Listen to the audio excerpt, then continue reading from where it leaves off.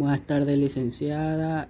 Mi tema es figuras literarias o más conocidas como figuras retóricas. Las figuras literarias o retóricas son formas no convencionales de utilizar las palabras de manera que empleadas con sus acciones habituales, a diferencia de lo que ocurre en los tropos, se acompañan de algunas particularidades fonóticas, gramaticales o semánticas que las alejan de ese uso habitual, por lo que terminan por resultar especialmente expresiva. Debido a esto, su uso es característico, aunque en modo alguno exclusivo, de las obras literarias. De forma coloquial, recibe también los nombres de recursos literarios, estilísticos, retóricos o expresivos, y en las figuras retóricas o discurso, etc. La figura, junto con los tropos, constituyen dentro del ámbito de la retórica una de las formas básicas de ornatus retórico, el constituyente principal de Heraclito. Llamamos figuras retóricas o literarias a distintos tipos de constituciones verbales que con fines expresivos o programáticos se distinguen de los modos de hablar o escribir habituales. Las figuras retóricas aparecen en la conversación cotidiana, en los discursos políticos y textos argumentativos en general, y también en la poesía y otros géneros literarios. Estas construcciones verbales tienen una larga e interesante historia en la Grecia antigua. En el siglo V a.C., con el surgimiento de la democracia, sistema político que daba lugar a las discusiones entre ciudades en el ágora de las polis, muchos hombres libres tuvieron la necesidad de aprender a hablar en público para poder defender sus ideas. Así nació la retórica, disciplina que brindaba al orador herramientas teóricas y prácticas que pudieran persuadir a su auditorio. Retóricas de la antigua Grecia. Constaba de 5 partes: invitio, enseña a buscar y encontrar qué decidir; elocutio, enseña a buscar las palabras adecuadas para decirlo; dispositivo, enseña a ordenar lo que se ha encontrado en las 2 secciones anteriores; actio y memoria, enseña las memoraciones del discurso y su puesta en escena, lo que hoy llamaríamos oratoria. Dentro de la eulocutio, la búsqueda más formal, la más legal a las palabras. Los filósofos griegos distinguieron las retóricas cuando pensábamos en metáforas, anáforas y hipérboles. Pensamos sobre todo en poesía, pero es incierta señal que la retórica hoy considera más cerca a una teoría de argumentación que a un trato de literatura. Las definiciones de las figuras retóricas o literarias suelen dividir su vasto campo en 3. Como seguía diciendo, de la antigua Grecia, que viene la figura literaria o retórica como la conocemos. Se definen 3 figuras retóricos-literarias. Suelen dividirse en 3 campos. Tropos. En los tropos se emplean las palabras con un sentido figurado, distinto del sentido propio, usual, lógico, habitual. El tropo comprende la sinoque, la metonimia y la metáfora en todas sus variedades. Figuras de dicción. La segunda. Esta figura se caracteriza por operar la sonoridad de las palabras: anáfora, aliteración, asindetón, hiperbatón, entre otras. La tercera, figuras de sentido. También se llaman figuras de pensamiento y afectan principalmente al significado de las palabras: ironía, comparación, hipérbole, entre otras. ¿Para qué sirven las figuras literarias o retóricas? Las figuras literarias, o conocidas también como retórica, también conocidas como figuras retóricas, son formas no convencionales de emplear las palabras para dotarlas de expresividad, vivacidad o belleza, con el objetivo de sorprender, emocionar, sugerir o persuadir. Las figuras literarias son típicas del discurso literario y de sus distintos géneros: poesía narrativa, ensayo, drama, en los cuales el lenguaje es un fin en sí mismo y es transformado para potenciar sus posibilidades expresivas. No obstante, las figuras literarias no son exclusivas de la literatura, sino que también se emplea en nuestro lenguaje coloquial. Incluso algunas están ya asimiladas a este en ciertas expresiones o giros. A continuación nos referimos a algunas de las figuras literarias más utilizadas. Sus Ejemplo, la primera, metáfora. La metáfora es la relación sutil de analogía o semejanza que se establece entre dos ideas o imágenes. Ejemplo, tus ojos son verdes, selva, para indicar que el color de los ojos se asemejan al color de la selva. Según ejemplo, era su cabellura oscura, hecha de noche y de dolor. El poema Canción de Otoño y Primavera, de Rubén Darío, se relaciona el color del cabello con la oscuridad de la noche. La metáfora, como bien dice el mini concepto, la metáfora se relaciona en parte sutil de analogía o semejanzas que establece entre ideas o imágenes. Quiere decir que puede estar en una oración como puede ser una imagen o puede ser una idea que las transfiera en dos sentidos, como podemos ver en el primer ejemplo. Tus ojos son verde selva, o sea que quiere decir que sus ojos son bonitos como los colores que hay en las selvas, los verdes como los árboles y todo lo demás. La segunda oración dice lo mismo, era su cabellera oscura, o sea en segundo sentido le dice que hecha de noche, o sea un color así de noche. Segunda, símil o comparación. El símil o comparación consiste en establecer una relación de semejanza entre dos elementos que viene introducida por un elemento relacional explícito. Ejemplo, eres fría como el hielo. Se arrojó sobre ella cual águila sobre su presa. Aquí la símil o comparación, como muy bien le dice, la comparación es comparar con algo, un objeto o con cualquier tipo de cosa que simile lo que quiere decir. La primera oración dice eres fría como el hielo. Quiere decir que, o sea, que ella es fría como el hielo, o sea, a veces no siente nada, solo frío y no tiene sentimiento al querer decir eres fría como el hielo, que no tiene sentimiento. La segunda oración dice se arrojó sobre ella cual águila sobre su presa, o sea que se arrojó y dicho así se llevó algo que era suyo o qué sé yo. Tercera, hipérbole. La hipérbole tiene lugar cuando se aumenta o disminuye de manera exagerada un aspecto o característica de una cosa. Ejemplo, le pedí disculpas 1000 veces. Es una manera de explicar que se pidió disculpa de manera reiterada. Te amo hasta el infinito y más allá. La primera oración, para explicarles, le dice, le pide disculpas 1000 veces. O sea, quiere decir que se pidió disculpas de manera reiterada, varias veces. La segunda oración quiere decir, te amo hasta el infinito y más allá. Expresa un amor sin fin. O sea que el amor por tal cosa, tal objeto, animal o persona es muy más allá que, o sea que no tiene un fin. Tercera oración, lloro ríos de lágrimas al partir. O sea, la oración se refiere a que la persona lloró mucho. Y, o sea, al decir lloro ríos de lágrimas es que ha llorado mucho y no ha parado de llorar por tal motivo o cualquier dificultad en la vida. Cuarta, la metonimia.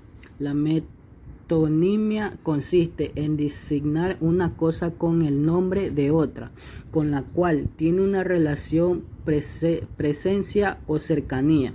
Ejemplo, siempre bebe un jerez después de la comida. Quiere decir en referencia al vino que se produce en dicha región. La segunda oración dice, los jóvenes juraron lealtad a la bandera. ¿Qué quiere decir la oración? Quiere decir para indicar que se juró lealtad al país. Quinta, sinécdoque. La sinécdoque es una figura literaria en la cual se denomina a una cosa en relación del todo por la parte o viceversa, la especie por el género o al revés, o el material por el nombre de la cosa. Por ejemplo, uso un acero para el combate, se refiere en referencia a la espalda, para cubrir su espalda. La segunda oración, o estoy buscando un techo donde vivir, se refiere a una vivienda o algo donde pueda pasar la noche o el día o lo que pase el transcurso del día. 6. Anáfora. La anáfora consiste en la repetición rítmica de determinados sonidos o palabras al principio de un verso o de una frase. Por ejemplo, aquí todo se sabe, aquí no hay secreto. Quiere decir que, al decir aquí todo se sabe, que tarde o temprano se va a saber, así no lo diga, así no lo comente. La segunda oración: ni esperanza fallecida, ni trabajos injustos, ni pena inmerecida. Del poema En paz, de Amado Nervo. 7. Prosopopeya o personificación. La prosopopeya o personificación es un procedimiento retórico que consiste en atribuir cualidades propias de un ser racional o animado a otro inanimado. Ejemplo: la luna me sonríe desde el alto del cielo. La segunda oración: el reloj nos grita la hora. 8. Epíteto. El epíteto es adjetivo que emplea para atribuirles cualidades al sustantivo a que acompaña. Ejemplo: rudo camino. Se refiere a un difícil camino donde pueden haber animales peligrosos o viceversa. Segunda oración: dulce espera. Quiere decir indicar que la espera al saber algo aún no la ha acabado. Tercera oración: tierna, alegría, para lo que se refiere a que un sentimiento de ternura. 9. Alegoría. La alegoría es un procedimiento retórico en el cual, por medio de un conjunto de asociaciones metafóricas, se constituye un concepto o una idea más amplio. Ejemplo: el mito de Hércules es una alegoría sobre la fuerza o el esfuerzo heroico. Quiere decir que el mito de Hércules es una alegoría, pero en sí es lo que a veces mucho hacemos, esforzarnos día a día. Segunda oración: el poema Cultivo una rosa blanca, de José Martí, que es una alegoría de la amistad. Quiere decir que sembrar una rosa es amistad para el poeta. 10. Aliteración. La aliteración consiste en la repetición de un mismo sonido o sonidos similares, sobre todo consonánticos, en una misma frase u oración, con la finalidad de producir ciertos efectos sonoros en la lectura. Ejemplo: infame turba de nocturnas aves. Fábula de Polifemo y Galateo, de Luis Góngora y Argote. Según ejemplo: los suspiros se escapan de su boca de fresa, del poema Sonatina de Rubén Darío. Los superiores son emanes como la repetición del sonido fricativo de la C. 11. Hiperbatón. El hiperbatón es una figura literaria en la que se altera el orden convencional de las palabras por razones expresivas o, en el caso de la poesía, para ajustarlo a la métrica, el ritmo o la rima de la frase. Ejemplo: si mal no recuerdo, no referirse, o si no recuerdo mal. La segunda oración: del salón en el ángulo oscuro de su dueño, tal vez olvidada, silenciosa y cubierta de polvo, viese el arpa, de Gustavo Adolfo Bécquer. 12. Ironía.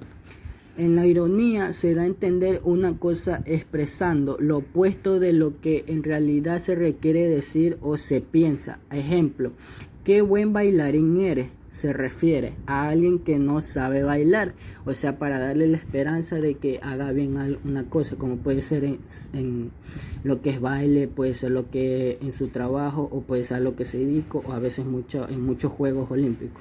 La segunda oración quiere decir: soy tan inteligente que a veces no entiendo una palabra de lo que digo, de Oscar Wilde. Quiere decir lo mismo, que se da de sí mismo, dice que es inteligente para saber lo que es. Tercera, paradoja. La paradoja implica el uso de expresiones, ideas, conceptos o frases en las cuales hay una supuesta contradicción, que en realidad tiene la intención enfatizar o darle un nuevo sentido a aquello de lo que habla. Ejemplo: solo sé que no sé nada. Segunda: si anhelas la paz, prepárate para la guerra.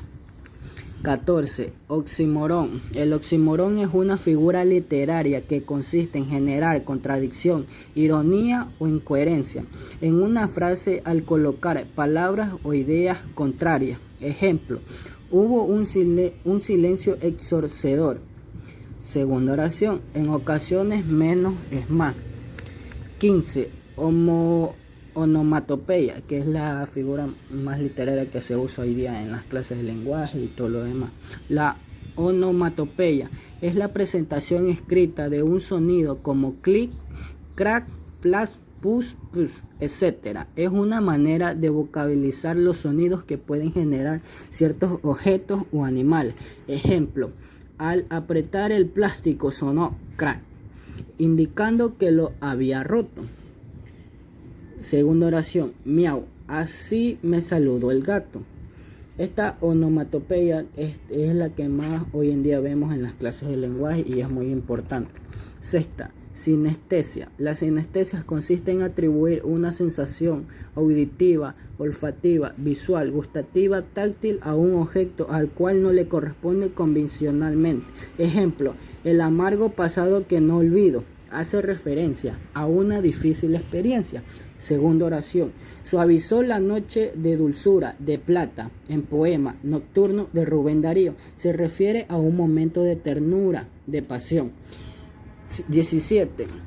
Pleonasmo. El pleonasmo se produce a renuncia al emplear vocablos que podrían resultar innecesarias para entender el sentido completo de una frase, por lo general con la finalidad de identificar su significado. Ejemplo: cuento con todos y cada uno de los presentes. La primera oración se refiere a la idea de que todos participen en algo. Segunda oración: te vi con mis propios ojos.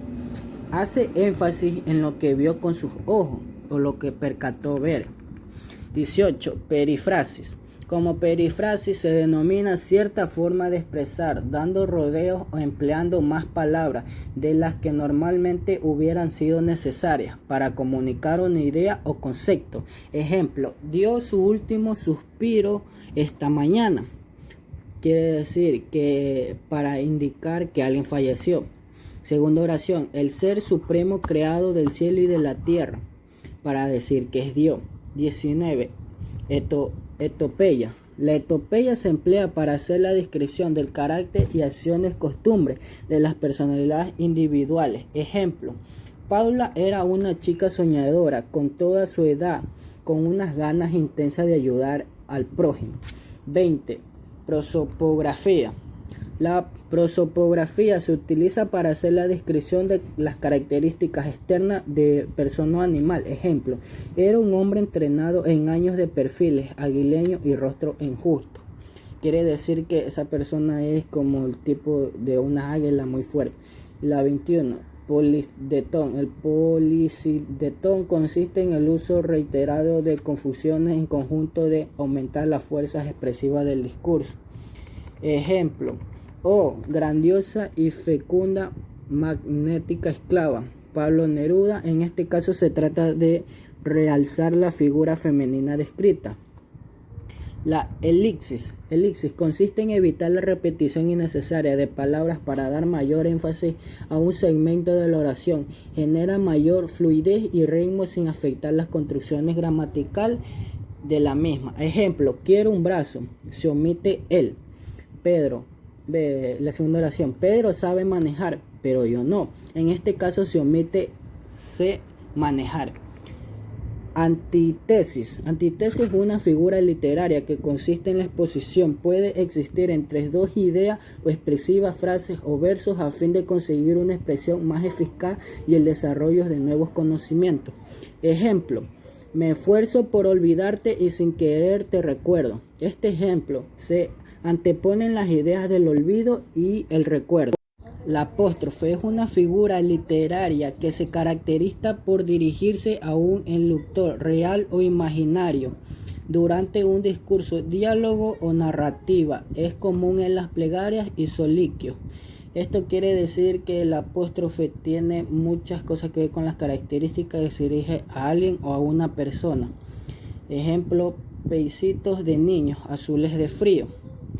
Y como es Dios mío, fragmento del poema Piecitos de Niño de Gabriel Mistral. Muchas gracias.